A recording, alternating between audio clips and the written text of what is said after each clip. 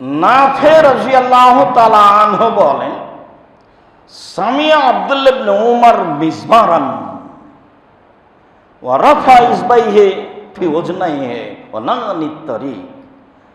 আমি নাফে আব্দুল্লাহ ইবনে উমরের সাথে ছিলাম। তিনি বাদ্যযন্ত্রের শব্দ শুনতে পেলেন। তখন তিনি তার দুই আঙ্গুল দুই কানের ভিতরে ঢোকালেন। আব্দুল্লাহ ইবনে উমর তার বিবরণ, বাস্তব বিবরণ তিনি নকল করছেন। তিনি বাদ্যযন্ত্রের শব্দ শুনে দুই আঙ্গুল দুই কানে ঢোকালেন। ফানানিত তারিক, তারপর রাস্তা থেকে দূরে চলে গেলেন। রাস্তা থেকে দূরে গিয়ে বলছেন, নাফে হাল তাসমাউ শায়ান, তুমি কি কিছু শুনতে পাচ্ছ? এখন কি বাদ্যযন্ত্রের শব্দ শুনতে পাচ্ছ? বলতোল্লাহ, আমি বললাম জি না। ফারাফা ইসবাইহি মিন ওজনাইহি, তখন তিনি তার দুই কান থেকে দুই হাত দুই আঙ্গুল বের করে নিলেন।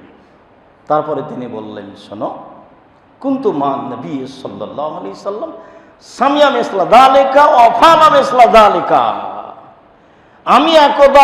আমি আব্দুল্লাহ ইবনে উমর একদা রাসূল সাল্লাল্লাহু আলাইহি সাল্লামের সাথে ছিলাম। তিনি বাদ্যযন্ত্রের শব্দ শুনতে পেলেন।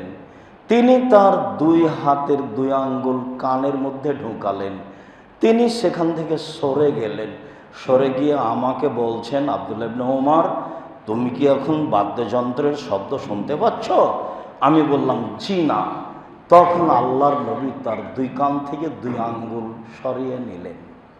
কি বুঝলাম?